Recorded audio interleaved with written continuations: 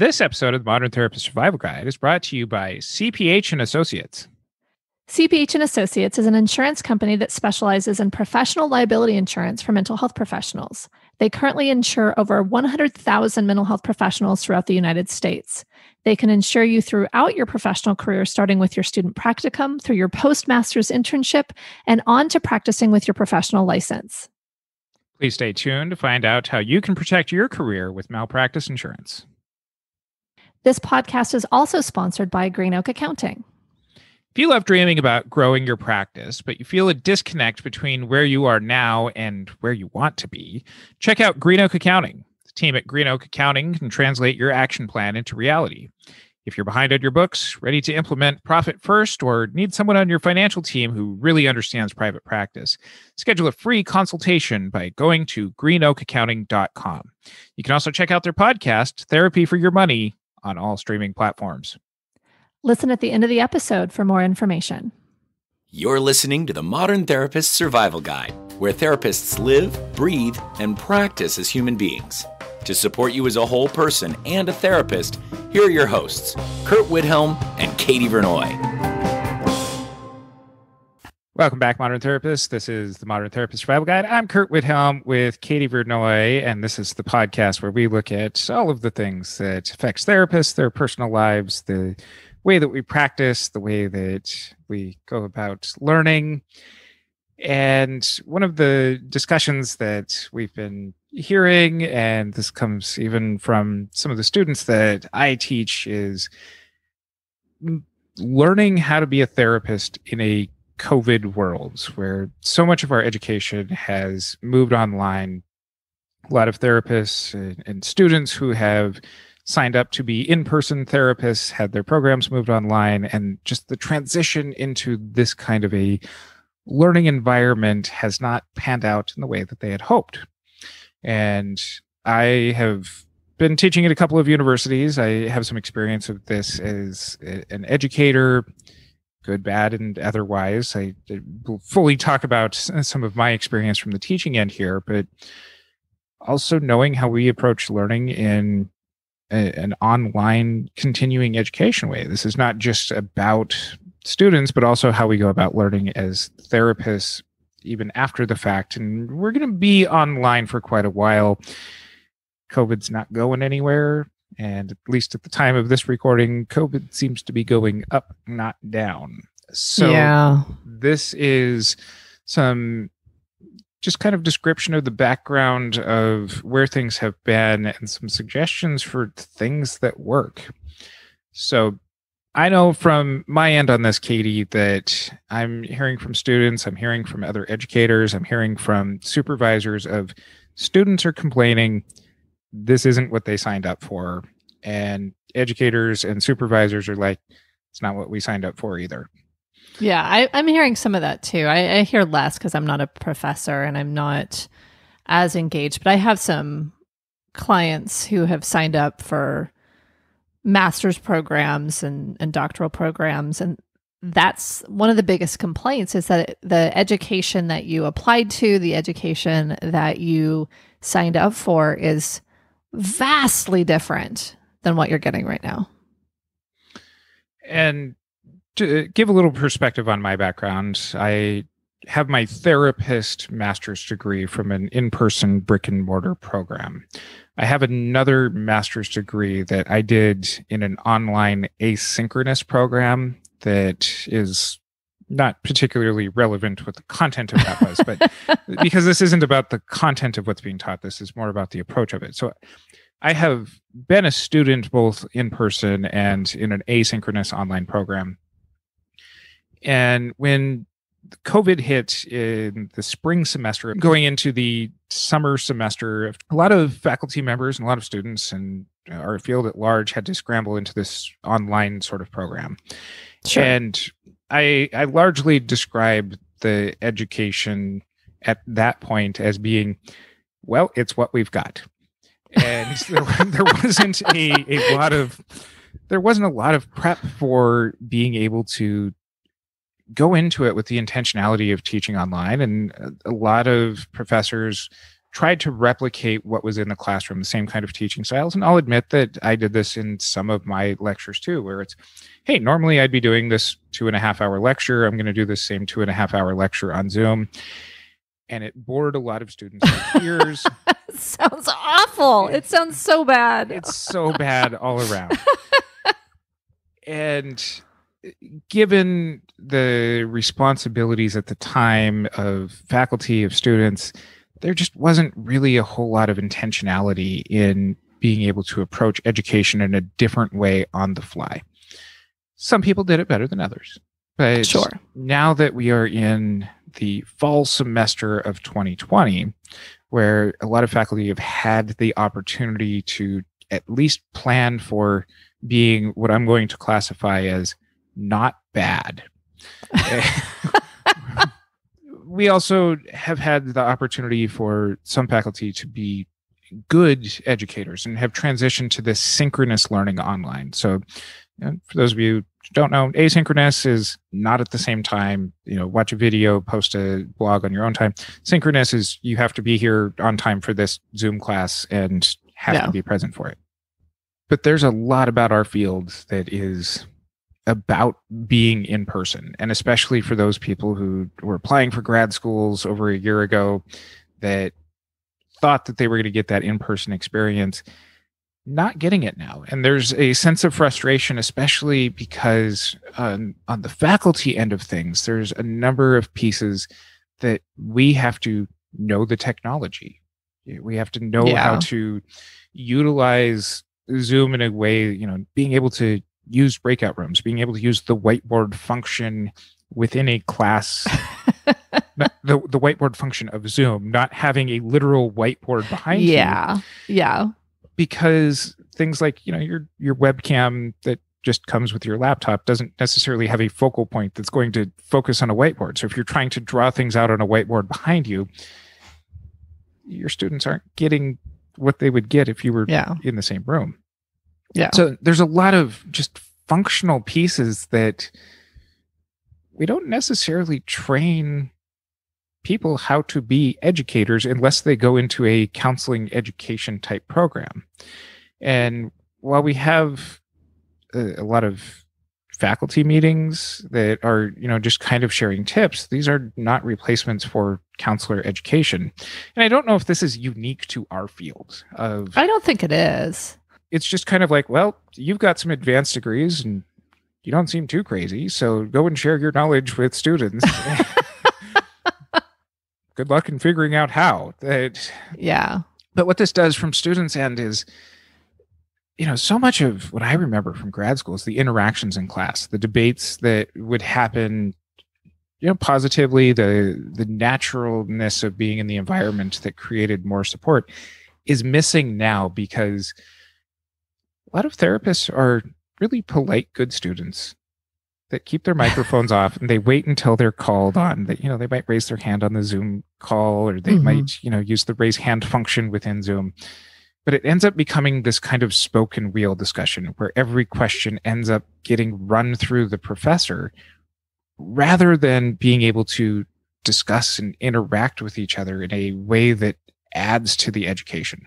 I see that, and I recognize that we actually grappled with some of these questions when we switched to an online conference. I think there's a lot that you lose when you don't have that in-person feeling, the capability to turn to the person next to you easily and effectively to be able to respond to what's happening, whether directed or as just a side question that you're not necessarily supposed to be talking at the same time.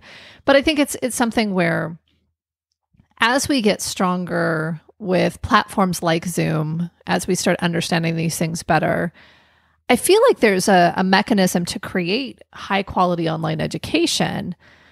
But what I'm hearing is that that's slow to develop because we're asking, or not you and I, but like our profession is asking theoretically people who are strong clinicians or strong psychologists or have some sort of appropriate background, who typically just teach in front of a class or speak in front of a class. Like we're asking them to actually become innovative in a space that even educators, I think, are struggling to navigate. And I look at our fields did more in the telehealth aspect of our profession in 5 weeks in March and April of 2020 than we have done in the 15 years before that where I've been in the profession. Yeah. And this is a space where there's a lot of room to grow. And I see this as an educator. I see this as a parent with my own kids doing their own, Zoom classes of ways of keeping people engaged and trying to replicate certain aspects of this. Because as much as I advocate for students and trainees and associates, there's also kind of this parallel process going on with the educators of we don't have a lot of guidance in this that has had the time to unfold. And the educators are trying to make these adjustments too. And some are going to be more nimble and better at that. One of the things that I see is the most effective aspect of online teaching is I ask that my students, when we have breaks in the middle of class, to get as far away from screens as they can, like go outside and just like have some opportunities to be away from being on screens all day. So that way you have the energy to come back and re-engage with the lecture or the activities that we're doing. But it's being nimble enough with the material to give students the opportunity for as much of a hands-on experience as they can, we would be doing some of the role play stuff in classes. Think of learning therapy techniques. All right, everybody go out into groups of 2 or 3 and practice these things on each other in the room. That we have breakout functions in our Zoom classes to do this. And people are learning how to do telehealth really well right now in this program, but that's not what they would thought imagine that they were signing up for. Yeah, they're learning what they're going to need to use in the next year or so. But if they want to actually have an in-person office at some point, like it feels like they're missing pieces that are really different. I mean, I think it's great because they're actually learning telehealth. I mean, I feel like we're still early on in that process, and role plays with fellow students have problematic features to them anyway, but like doing them online in a small Zoom breakout room and stuff like that, like, okay, that actually replicates what they're going to be doing. But the difference between an in-person interaction and a telehealth interaction, like I couldn't imagine never being trained to do an in-person session, like through my whole grad program. Like that would just be very strange to me, to then have to go and sit in an actual physical room with another person. And this is where a lot of the research around the effectiveness of telehealth is just really starting to be robust enough. There's been studies out there for a while, but we don't know the effectiveness that this really has yet on therapists of being taught in this way. So some of the suggestions that we have are, really utilizing some of these breakout features to keep people engaged, because worst case scenario is if a student's having to sit through webinar after webinar for a couple of years to get their degree, we're not teaching them how to interact. We're not teaching them how to engage with the material. We're just throwing it at them, which you and I have talked numerous times before on the podcast here about. That is like the worst way to learn things. Yeah. I think the challenge that I see, and this is something that I've been seeking out, and I think that there are people that are putting these out there. I think I saw a course on simple practice learning, but like clinical efficacy on telehealth is something that I think all therapists should be learning right now, because there's a lot of therapists, if they're not doing it 100% like you and I are, they may be doing it at least a portion. Like there are, whether there are therapists who, I don't know that there are therapists that are only doing in-person at this point. So all of us should understand the clinical efficacy of telehealth and should be able to actually not just recreate the in-person experience, but actually create a robust experience in and of itself that potentially recreates some of those elements. But also there's like the whiteboard feature and like these different things that create a different that create different opportunities. And so even at this point, training in telehealth, I'm having a hard time finding clinical trainings on telehealth rather than just the technology and the laws and ethics around telehealth. Mm-hmm. And so to me, if the whole educational system is having to shift to train in something, and granted there's, like all of the other pieces of clinical training, like theoretical orientation, okay, that's not necessarily impacted by doing it via Zoom. Like I think there's, or inordinately impacted by doing it via Zoom. I think that there is an element of this where if I were a student right now, I'd really wonder if I'm getting the quality of training that I need to actually succeed in the field.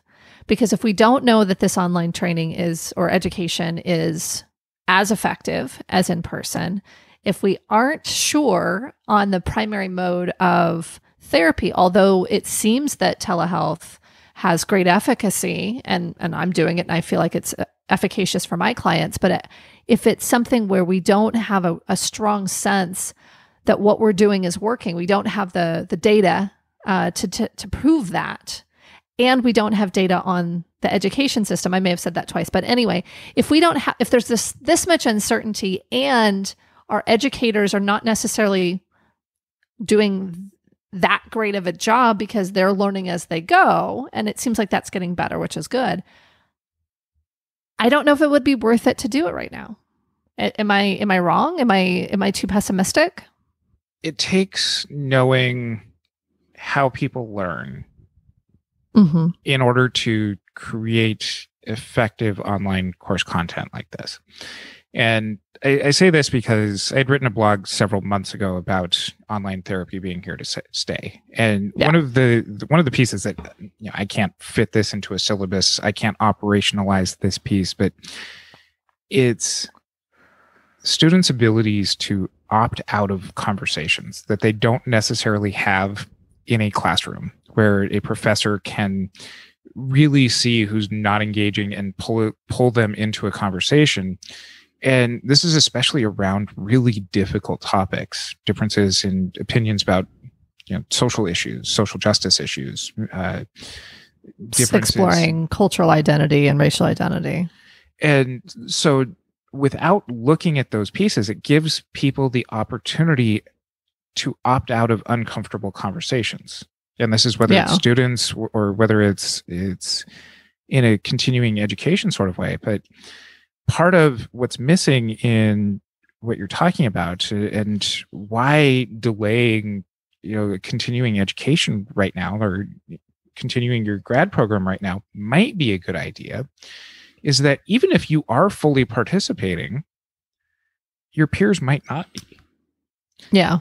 And if they're not, are you getting kind of the same education and the same exposure to diversity that you would in a brick and mortar program that nobody is selling on? Like, our students engage really well in classes. But it is one of those really unspoken pieces of having a really good education. I know I make mistakes all of the time in having, comments in continuing education where I'm students, even where I'm faculty, of having other people with different viewpoints being brought up. And that is one of the things that helps make me a lifelong learner, is that I love when this stuff is pointed out to me, because, I know a lot, but I don't know everything. And having some people who would normally not have the opportunity to opt out of a conversation have that option to not engage with the material in that way makes the education less robust. And that does have very predictable effects on the way that anybody in these learning environments is going to take the material that they learn and be able to apply it to clients. So if we're saying potentially that people should delay or pause or whatever, obviously that is institution by institution, and it may not be an option for folks. Right. it also potentially negatively impacts the development of the appropriate workforce for what we'll be, I'm sure, talking about at some point in the next few weeks or months, is the huge mental health pandemic that is going or has started and will continue to ramp up. And so to me, maybe it's making a conscious decision about whether or not you continue or pursue your therapist education right now. But I think there's also opportunities within, of course, I'm totally shifting positions now, but there's opportunities in online education. And I think we found some of them. And I've interacted with folks who've also found some. I mean, my assumption is that in a classroom, you break out into a couple of people and it's your friend that's sitting right next to you, and you kind of talk about whatever you want to talk about. Whereas you get thrown into a random Zoom breakout room with another student, as long as the awkwardness is navigated by the professor, it seems like that might be more likely to increase engagement among different classmates. And so there's a possibility that done well, there is the additional engagement that can happen with folks who are not necessarily as likely to interact in person and raise their hand and do those things, but on a virtual setting, they may feel enough more protected in their home space that they may interact. I mean, that was some of the feedback we got from our attendees, was that people were more likely to interact in the chat or to do things than they would have in person. And they met more people than they would have in person because there was this opportunity for this electronic engagement. I think it's very different in a 3-day event versus a full grad program. But I think there are possibilities to actually use online platforms to improve education. I think the reason why I said maybe this isn't the time is because I feel doubtful that the infrastructure is there at every school, and certainly at schools that are either underfunded or less concerned about the quality of education, they won't do it. But I think there is possibility there. Well, and I think adding to that, also the schools that are less centralized in their teaching, that when there's a really good team of faculty that know what each other's teaching, but ultimately what you're describing is having an intentionality of deliberate practices within teaching and deliberate practices being a part of the education. And, all of my fandom for deliberate practice and getting feedback, but this takes that step of being really direct with students in all kinds of formats of, here's the steps that you need to do. It's not just trusting that they're going to take this information and be able to go and apply it, which is, where I hear from students all over the place of what am I really supposed to know out of my theories class, whether it's online or not? Am I supposed to, at the end of the semester, be able to go out and just do these theories? No, you're supposed to be able to practice them. And this is where the practice makes better. And that is something that I think that we're really missing in the way that we're approaching online education right now, is we're not creating those opportunities to practice and get the feedback from the faculty about, here's how to improve in this. And it's something that we're not conceiving well enough of, how do we get people to practice with each other when they are physically isolated from each other. And this is those steps that need to be done in those breakout groups. Is, let's take this from just kind of this theoretical knowledge base and put it into a practical knowledge base. It could mean more work for professors, right? Instead of having a class where you go and you can have some of that interaction and that connection happen almost organically in a physical space, it's designing the virtual spaces where some of these things can happen. Whether it's, how do you make sure that members of a cohort are actually engaging in some sort of connected experience? How do you make sure that if they're doing some sort of a role play or practical application, that they are doing it correctly, that there's sufficient, kind of feedback on those experiences. But as I'm saying it, like, you should be this deliberate in person too. So maybe this is just, you have to be more direct when you're online because you don't have those kind of passing in the hallway conversations and connection. Like, you have to kind of create those spaces deliberately. But I'm even thinking, like, how much easier would it have been? I don't know what you had to do, but I had to like buy like a video camera because, it was before phones that could record things. I had to buy a video camera and like tapes and stuff. I can just record a Zoom call. And that's my role play, and my professor can watch the thing remotely. And like, so I think that there is some benefit. And there may be some shortcuts that are helpful, but it is the thoughtfulness, and it is being direct and actually obvious in what you're teaching and why you're teaching it, versus more indirect, trying to build insight and momentum with students who can opt out. Right. And this is where, as educators, it's really easy to teach the same material year after year. Sure. I can say that, the first year of having developed a syllabus for a class, it's a lot of prep work to know I'm going to have 15 weeks of content that fits around a subject and activities that deal with this, and be able to foresee out how this is going to play out. And the second year is tweaking it, but third year on, there's not a lot of theories or techniques that really change year after year. And so it's really easy to fall into, I don't need to update much. Yeah. And we're in a transition year of, this isn't working to do it the same way. And it takes going back to that level of thoughtfulness of teaching a program for the first time that is really, really different now.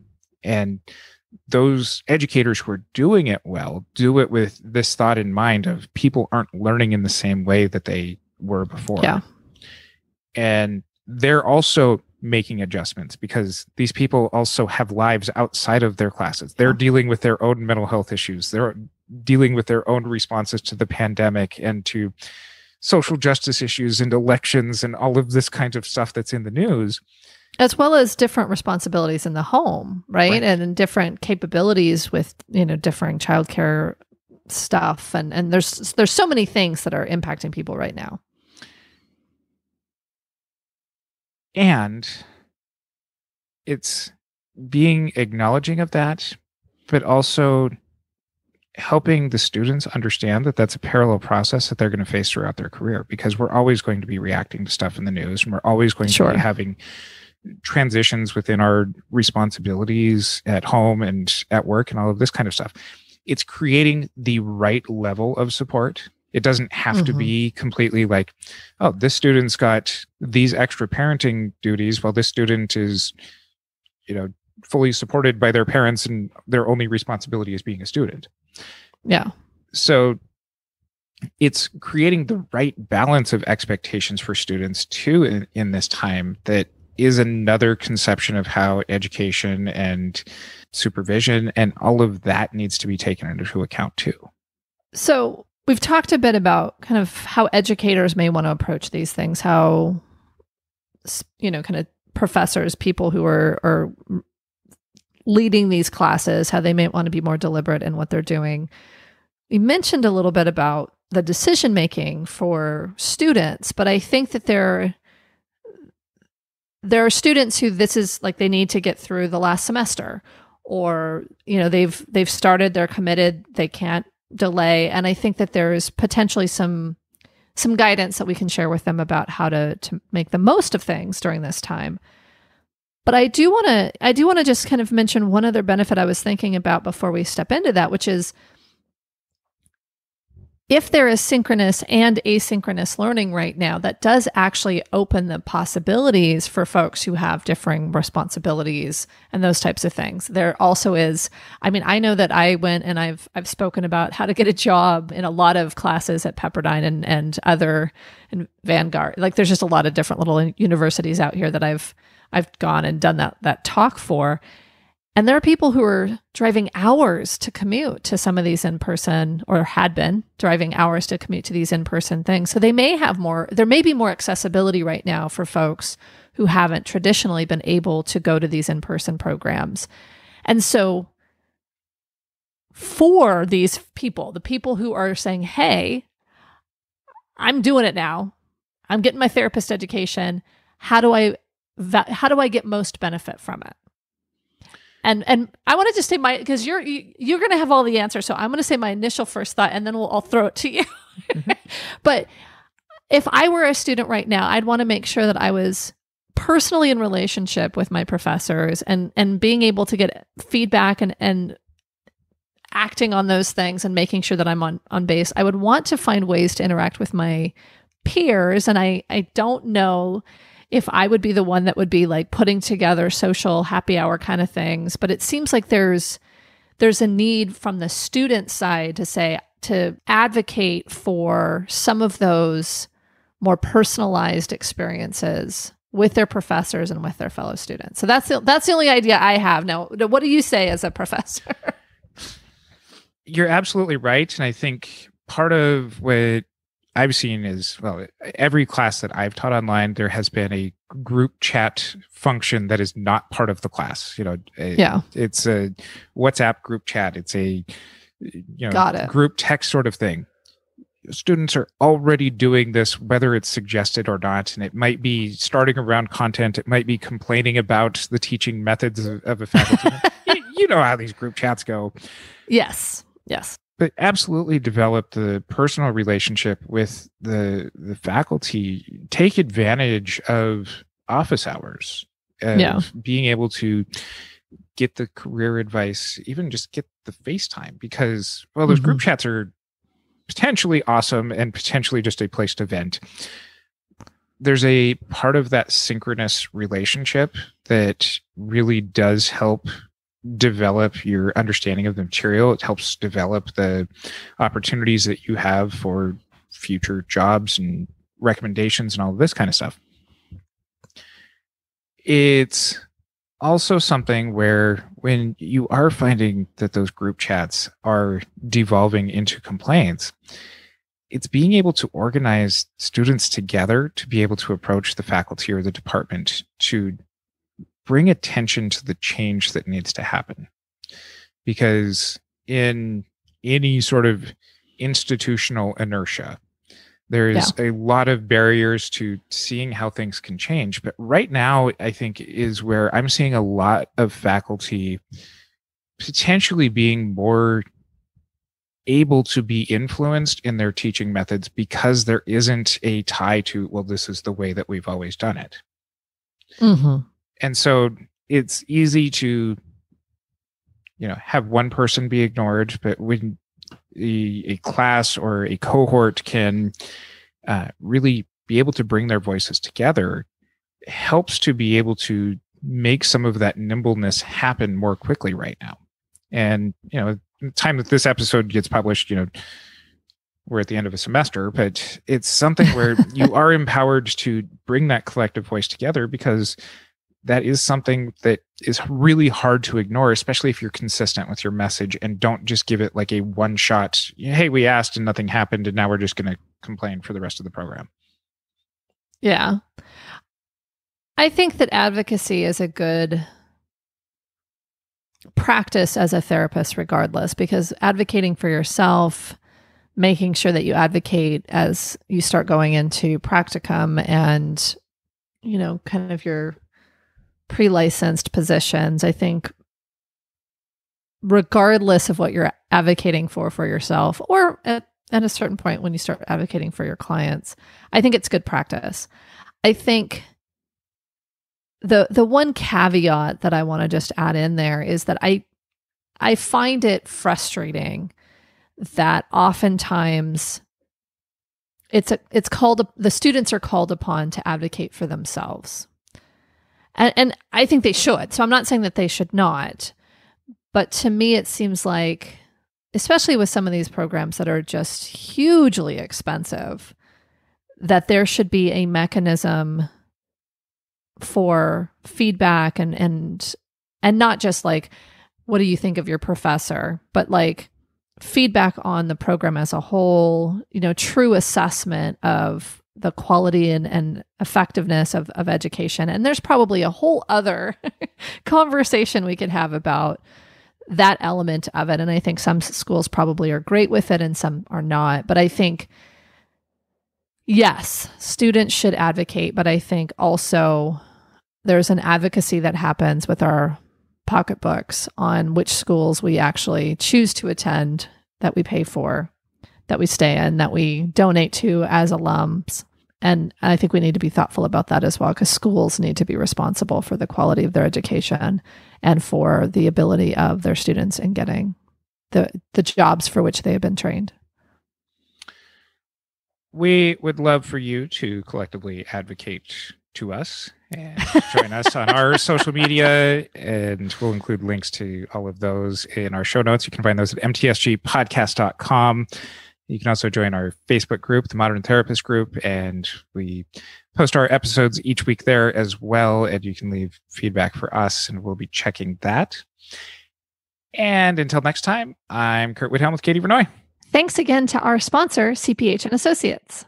With up-to-date legal resources and exceptional customer service, CPH protects your career against a grievance from a regulatory board, claim, or lawsuit. Because their business is specialized, they're able to focus on your liability needs in a way that bigger companies cannot. They're able to serve a large client base while maintaining a small office approach, with options to add general liability, cyber liability, and coverage for your LLC or corporation.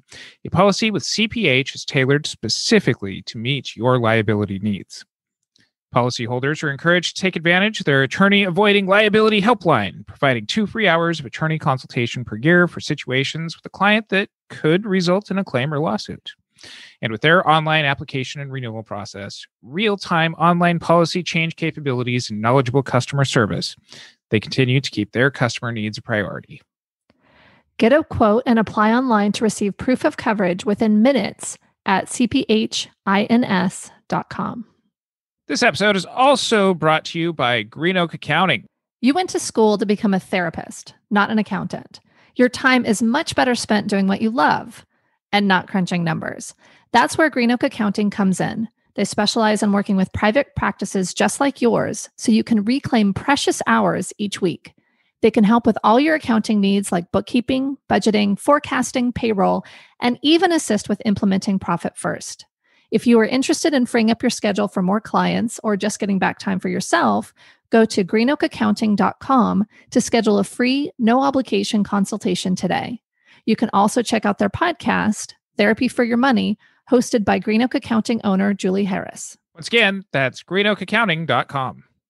Thank you for listening to the Modern Therapist Survival Guide. Learn more about who we are and what we do at mtsgpodcast.com. You can also join us on Facebook and Twitter. And please don't forget to subscribe so you don't miss any of our episodes.